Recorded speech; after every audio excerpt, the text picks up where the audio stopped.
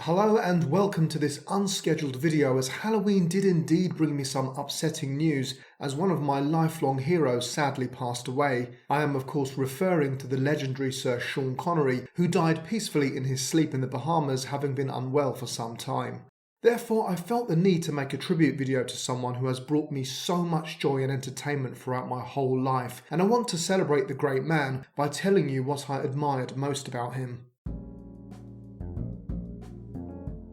Thomas Sean Connery was born to a working-class family in the Fountain Bridge area of Edinburgh on the 25th of August 1930. He left school at 13 with no qualifications before taking a series of manual labour jobs like delivering milk and polishing coffins before joining the Royal Navy. Later he would work as a lifeguard and pose as a model at the Edinburgh College of Art. Eventually Sir Sean would use his talents and hard work ethic to become an international film icon. At 6'2", Connery had a towering presence which he would enhance as he began bodybuilding in his spare time. After 2 years of training, a 23-year-old Sean Connery competed in the 1953 Mr. Universe contest and reportedly placed third in the junior class. Later on in life, he would be awarded the rank of honorary black belt in Kyokushin karate by legendary founder Mascuell. During his modelling and Hollywood career, Sir Sean became notorious for his classically handsome good looks, as he was even named the sexiest man alive in 1989 by People magazine. Connery epitomised the clean-cut 60s English Savile Row style with his Anthony Sinclair suits and Turnbull and Asser shirts. Now, the word style is highly important here. Connery did not follow fashion trends, but had style, and he is my personal style icon. Whenever I seek inspiration for formal attire, Sir Sean Connery's Bond is my go-to guy. His suits of the 1960s could still be worn today and look the part, where modern trends come and go.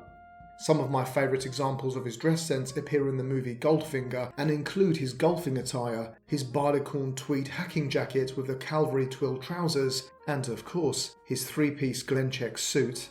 In addition to this, he made the Rolex Submariner a movie icon, breaking a faux pas and wearing it with a tuxedo. Say goodbye to Felix. Man talk. I have always admired how unapologetically male Sean Connery was as a person and an actor. Sir Sean's version of Bond has received a lot of criticism for the portrayal of masculinity and the treatment of women over the years. However, this is what so many of us loved about him, and I am certainly not going to make any apologies for it. In a time when we are constantly attacked for being men, perhaps we need to revert back to more traditional forms of masculinity. In today's world, men are forever being blamed for society's problems, and we are always apologising just for being men. For me, Connery was a breath of fresh air, and I will certainly be binge-watching his films over the next few weeks.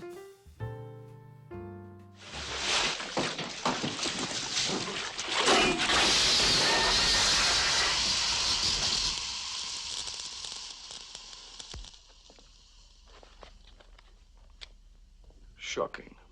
In my opinion, Sean Connery was the originator of the one-liner, a comedic technique adopted by subsequent Hollywood greats like Arnold Schwarzenegger. His one-liners often showcase sardonic wit whilst performing his ruthless acts, masterfully blending action with humour. Parodied terribly on so many occasions, Sir Sean's unique accent was famous for overpronouncing sibilant words and even adding an extra H onto words beginning with S. However, this worked in his favour and helped his stardom. It doesn't matter if he was playing an Irish cop or an Egyptian swordsman, Connery's accent never changed, and we didn't care. We just wanted to see the next Sean Connery movie. For me, Sean Connery was the definitive and best Bond. James Bond.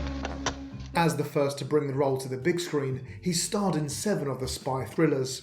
He first played James Bond in 1962 with Dr. No, before appearing in 5 other official films, as well as the unofficial Never Say Never Again in 1983. I really want to mention other great films and roles played by Sir Sean, because he was very keen to move away from the James Bond character, not wanting to be typecast. His acting career spanned 5 decades, beginning with his first film appearance in 1957 with the British gangster film No Road Back. He would later star alongside his friend and Hollywood great Michael Caine in The Man Who Would Be King, a classic buddy movie if there ever was one, but certainly a real favourite of mine. Later, his performance in The Untouchables won him an Oscar for Best Supporting Actor, and he would subsequently reinvent himself as the comedic father figure in Indiana Jones and The Last Crusade. I am also a huge fan of his performance in Alfred Hitchcock's Marnie, The Hunt for Red October, The First Night, Highlander, and The Rock. Some of my personal favourite Connery quotes perfectly reflect his humorous yet cantankerous personality.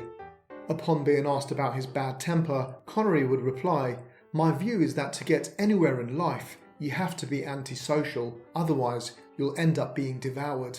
In addition to this, Connery refused the role of Gandalf in Lord of the Rings, stating that he was tired of acting and sick of the idiots now making films in Hollywood.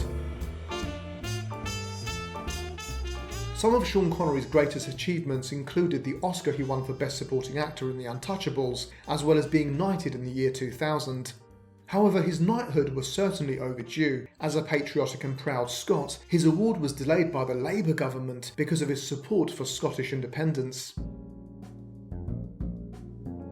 Ultimately, Sean Connery transcends the idea of actor and epitomises the concept of a star. Nobody went to the cinema to watch a film that starred Sean Connery. You went to watch the latest Sean Connery movie. He was bigger than the film. Some of the stills from his movies have left an indelible mark on cinematic history. I mean, the image of him in his suit leaning on his DB5 Aston Martin in the Swiss Alps is one of cinema's most instantly recognisable shots. To conclude, I didn't want to make a video that wallowed in emotional mourning, but one that celebrated the life of Sir Sean Connery.